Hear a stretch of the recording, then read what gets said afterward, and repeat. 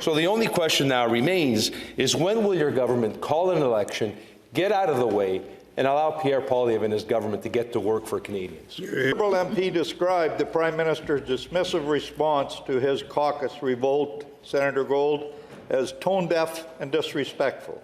Hey gang, what's up? Just Aaron right here, Canadian Looney. We're going to take a look at the Canadian Senate. We were introduced to Leo HOUSAKOS at the opening of the segment. We're going to see Donald PLETT. He's one to watch as well, another Conservative senator. But then we have Marc Gold, who's the leader of the Senate. And, well, it's not hard to tell that he is a true Liberal blood. They say the Senate's independent. This is not the way that I see it. And if you watch the Canadian Senate, you won't either. Anyway, this is a look at the Canadian Senate. Some good, solid questions here from HOUSAKOS and PLETT. But Marc Gold just deflects and does what he does. He's pretty slick at it, but he's not fooling Canadians if they see it. Let's take a look. Well, before I begin today, I need to comment and acknowledge the new seating plan in the chamber. Canadians can finally see the entire Senate government caucus solidly behind Senator Gold.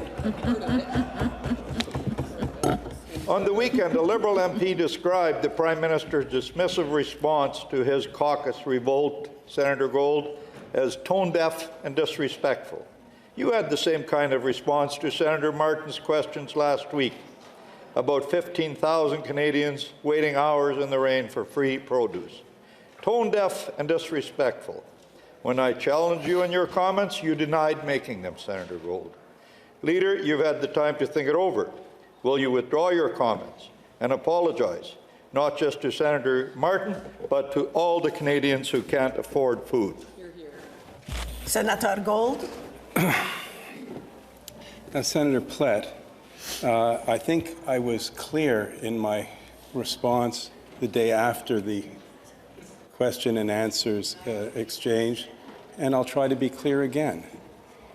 I do not believe, it was certainly not my intent, nor do I think it was my words, that cast disrespect or lack of sympathy or understanding to those who are facing challenges putting food on their table. And I'm not going to continue to remind this chamber that, at least from my point of view, the government that I represent and myself personally, I'm trying as best as we can to answer your questions, however you frame them, factually and on the basis of policy. And in that respect, again, I stand by what I said and by the commitment of this government to help Canadians in need. Senator PLETT. I would suggest you check Hansard, because we just might for you and bring it here. Yesterday, Food Banks Canada reported that a record-breaking 2 million plus Canadians visited food banks in March alone, an increase of 6% over last year. Leader, they're not slogans like you like to say. They're not talking points like you like to accuse us of. They're fellow Canadians, Senator Gold, fellow Canadians. Why aren't questions about their struggles worthy of your respect, Senator Gold? And don't they deserve a government that will put their needs first? Senator Gold. Senator PLETT, again, you are you are stating what is not true. I have enormous respect and sympathy and empathy for each and every Canadian who is struggling, as too many are, and I stand by that, and no amount of your innuendos changes how I feel and how this government is acting on behalf of Canadians. Senator HOUSAKOS. Senator Gold, in the 9 years since 2015, when 194,000 new homes were built under the then Housing Minister, Pierre Poilievre, the only thing that's gone up under your government is the cost of housing. Average monthly mortgage payments after 9 years of Justin Trudeau, double. Average rent for one-bedroom apartment, double. Average down payment for a new home after 9 years of Justin Trudeau, double. Double, double, double. The good news is Pierre Poilievre has a new plan that will see more sorely needed houses that will be built. As Prime Minister, he will axe the tax on the new home builds, cutting the GST for the sale of homes under $1 million. Pretty good ideas. Ideas that your government can't manufacture because you don't have the wherewithal. or the desire to accept that you have failed. So the only question now remains is when will your government call an election, get out of the way, and allow Pierre Poilievre and his government to get to work for Canadians? Senator Gold. Senator HOUSAKOS, thank you for giving me the opportunity to correct the record. And in that regard, I congratulate you and your party for being very good at politics. Unfortunately, you're getting a failing grade in policy. So here is the record. When Pierre Poilievre was housing minister, he lost 800,000 affordable apartments, and he got a total of 6 built.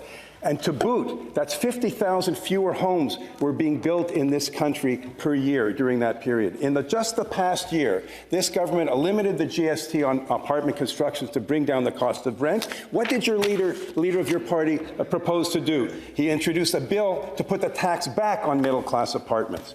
You've announced a plan to completely cut the federal programs to get more homes built and to solve the housing crisis for the middle class and the most vulnerable. The plan will crater home building across the country, driving housing costs up well beyond the savings that he's promised.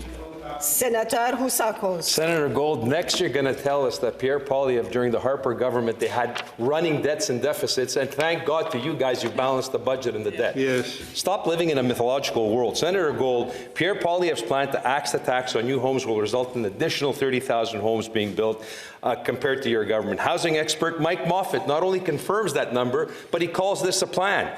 And I quote, far more bold than anything we've seen from this current government. You like experts? Here's an expert telling you this is a good plan. Embrace it or call an election once and for all. Senator. You are wonderfully good at omitting certain facts. How does Pierre Poilievre plan to pay for this attractive political bauble that he's dangling? By eliminating the government programs that have been put in place to help municipalities build more houses, to increase the housing stock. Excuse me, there's politics, bravo, and there's policy. And this government is focusing on policy to help Canadians. Yep. Senator PLETT. Senator Gold, yesterday Canadians learned that Canada Revenue Agency has been massively underreporting privacy breaches that have paid out millions to scammers. CRA previously told the Privacy Commissioner 113 privacy breaches had occurred over the past 4 years. They now admit the real number is 31,000. 113 to 31,000, impacting 62,000 taxpayers. CRA also admitted it's authorized $190 million in payments connected to these breaches between 2020 and earlier this month. Leader, this is absolutely not worth the cost. When did the NDP Liberal government learn that CRA hasn't been telling Canadians the truth? And is that $190 million gone for good? And can you confirm that I did not previously give you this question?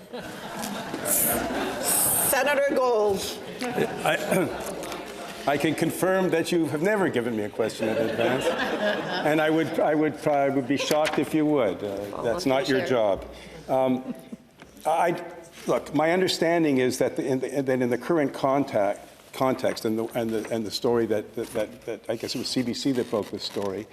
These were breaches not of the CRA but of H&R Block, if I recall. I've been informed that in the event of the fraudulent use of personal data, CRA, the agency, directly contacts the individuals targeted by the fraudsters, carries out close follow-ups to ensure the monitoring and security of these accounts. And indeed, the government has been clear that combating all forms of tax fraud is an important responsibility of the CRA. And the CRA is unfortunately a prime target for fraud attempts, and the security measures that are put in place are constantly reinforced to counter these attempts. I've been informed that processes and procedures are in place to quickly respond and to mitigate threats to taxpayer information and taxpayer accounts. Senator PLETT.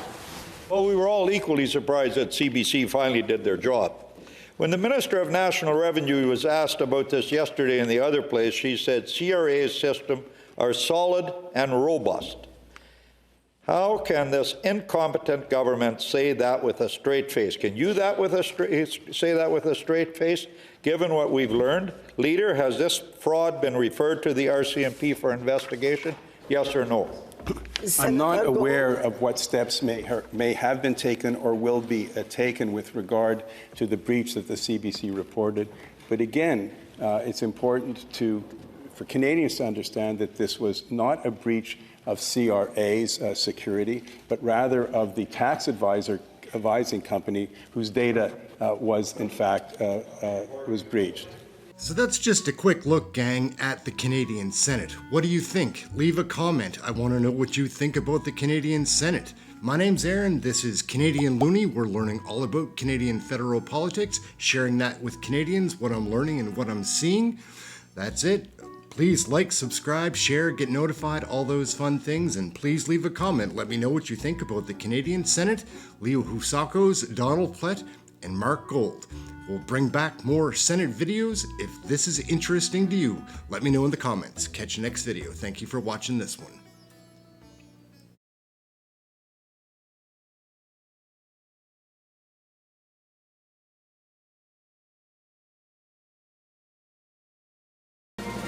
Everyone has an opinion about Canadian federal politics. Oh, yeah.